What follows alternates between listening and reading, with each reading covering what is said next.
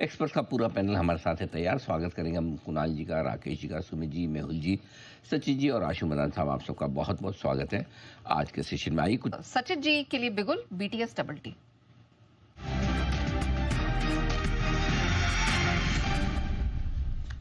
Sachin ji good afternoon, बताएं। Good afternoon Neha, good afternoon Anil ji, good afternoon to all the panelist.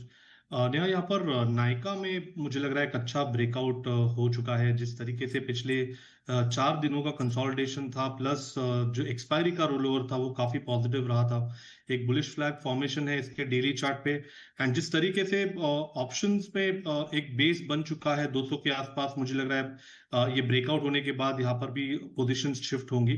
तो यहाँ पर मोमेंटम चेज करने की सलाह होगी। नायका के फ्यूचर्स में स्टॉप लॉस आपको 205 पे लगाना है ऑन क्लोजिंग बेसिस। पहला टारगेट होगा अराउंड 215 का, पोजिशनल टारगेट होगा अराउंड 222 का।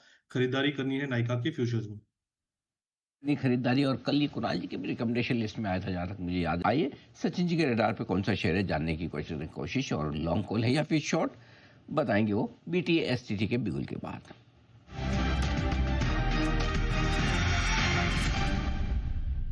सचिन जी बताएं सर। अनिल जी, मंडे के क्लोजिंग शो पे हमने यूपीएल में एक ट्रेड सेटअप डिस्कस किया था। 660 के आसपास का एक ब्रेकआउट हमने मैप किया था। 675 का टारगेट था, वो टारगेट यहाँ पर अचीव हुआ है, बट जो सेकंड टारगेट है 690 का वो अभी भी ओपन है। मुझे लग रहा है जिस तरीके से ये ट्रेंड प्रोग्रेस हो रही है तो यहाँ पर फ्रेश लॉन्ग पोजीशंस अभी भी बना सकते हैं। स्टॉप लॉस यहाँ से लगभग अराउंड 668 पे लगाना है आपको क्लोजिंग बेसिस पे। खरीदारी करने की सलाह होगी यूपीएल के फ्यूचर्स में। एक फाइनल टारगेट होगा अराउंड 692 का। 692 की अब तैयारी यहाँ पर यूपीएल में होती हुई दिखाई दे रही है, तो अच्छी स्ट्रेंथ के सिग्नल यूपीएल में भी दिख रहे हैं। इनफैक्ट कल भी हमने यूपीएल के बारे में बात की थी और हमारे एक्सपर्ट पैनल ने उस पर अच्छा खासा भरोसा जताया था। यूपीएल की रिकमेंडेशन बार बार लगातार आती रहती है। हमारे जो फंडामेंटल एक्सपर्ट्स हैं वो भी इस पर काफ़ी बुलिश रहे हैं। लेकिन कुछ और स्टॉक्स हैं जो यहाँ परफॉर्म कर रहे हैं, उनमें से एक है केन्स टेक्नोलॉजी।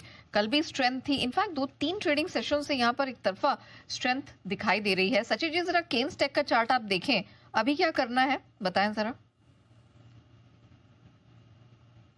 ऑलरेडी पिछले कुछ दिनों से अच्छा मोमेंटम नजर आया है काउंटर में। अगर हम थोड़ा सा डेटा डिटेल में देखें तो 6000 के आसपास एक काफी कॉन्फिडेंट सपोर्ट है।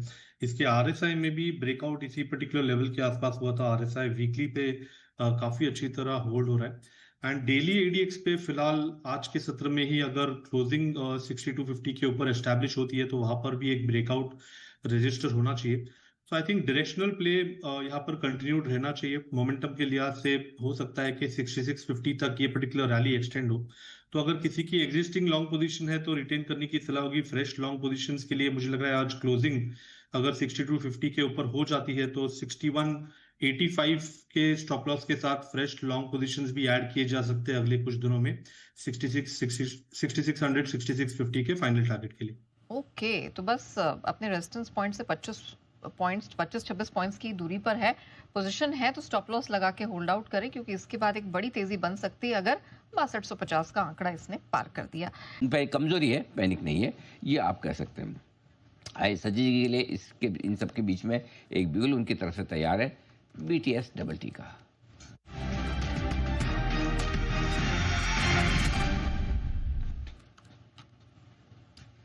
सचिन जी बताएं सर।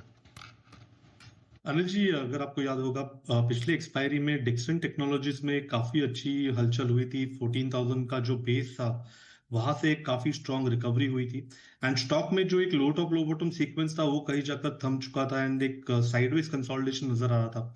आई थिंक उस कंसोलिडेशन से भी अभी यहाँ पर अपमूव ट्रिगर हो रही है। जिस कन्विक्शन से इसने अपने 50 डे एक्सपोनेंशियल मूविंग एवरेज के ऊपर की चाल बनाए रखी है पिछले कुछ दिनों में, मुझे लग रहा है एक शानदार रैली के लिए ये वेल पोजिशनड है।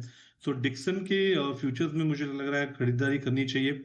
पोजिशनल टारगेट तो काफी लंबा होगा, मुझे लग रहा है 16,500 का जो लेवल है वो शायद इसी पर्टिकुलर सीरीज में वापस रिविजिट होगा। ट्रेडिंग के लिहाज से 15,650 के टारगेट के लिए यहाँ पर लॉन्ग पोजीशंस बनाने की सलाह होगी। मोमेंटम के लिहाज से स्टॉप लॉस थोड़ा सा लंबा होगा अराउंड 14,920 का ऑन क्लोजिंग बेसिस। खरीदारी करनी है डिक्सन के फ्यूचर्स में। का क्लोजिंग दूर का स्टॉप लॉस बहुत नजदीक है सचिन जी, बिल्कुल परफेक्ट है आपका स्टॉप लॉस, ज्यादा दूर नहीं है। आपने बोला था तब तो 15,000 का ही भाव था, 15,001, अब तो 15,100 हो गया, 100 रुपये तो बढ़ गया आपकी बात करते करते। अदरवाइज 14,920 का स्टॉप लॉस ठीक है, बुरा नहीं है, दूर नहीं है। टारगेट भी तो देखिए अच्छे हैं आपके टारगेट, 15,650 और 16,500 तक के बड़े टारगेट है डिक्सन टेक के लिए। बढ़िया मोमेंटम में स्टॉक यहाँ पर खरीदारी की राय से। डाबर आज इस स्पेस में बहुत ही कम स्टॉक्स हैं जो परफॉर्म कर रहे हैं, डाबर उनमें से एक है। सचिन जी, एक बार आप डाबर का चार्ट देखें, मुझे बताएं कोई एक्टिविटी दिख रही है आपको? रेंज बाउंड रहा है काउंटर 490, एक इमीडिएट हर्डल है। आई थिंक वो पार होने के बाद बेटर विजिबिलिटी होगी काउंटर में। बट फिलहाल जिस तरीके से डेटा है, क्लियरली 480 से लेके 490 एक रेंज बाउंड मूवमेंट है जो मुझे लग रहा है कंटिन्यू रहनी चाहिए। यहाँ मेरे पास एक बीटीएसटी स्टॉक आइडिया भी है।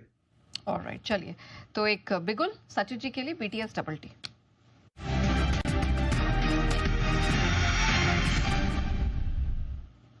बताएं सचिन जी। नेहा, यहाँ पर ट्रेंड में फॉलो थ्रू मूवमेंट हो रही है।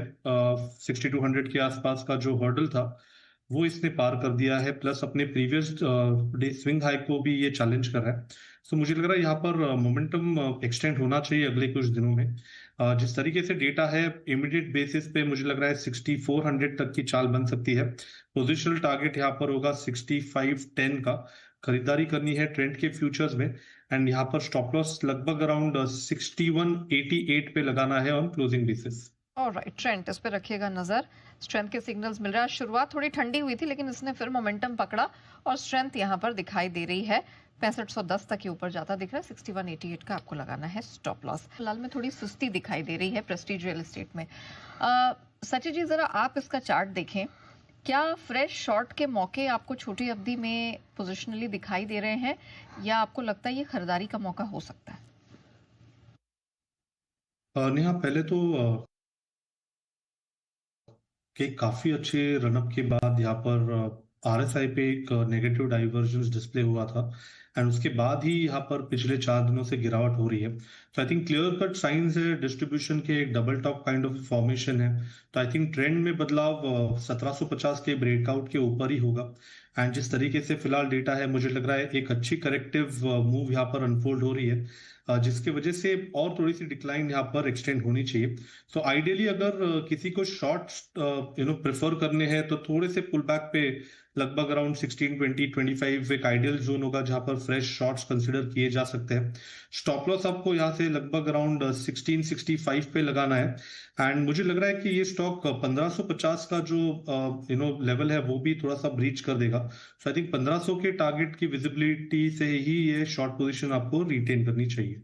राइट, तो कुछ फ्रेश शॉर्ट्स के मौके प्रेस्टीज में दिखाई दे रहे हैं। 1550 1500 तक का डाउनसाइड यहाँ देखने को मिल सकता है।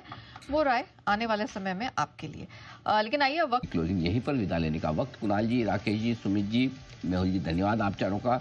धन्यवाद सचिदानंद उत्तरकर साहब, सनी अग्रवाल साहब और आशु मदान साहब का भी आज हमारा साथ देने के लिए।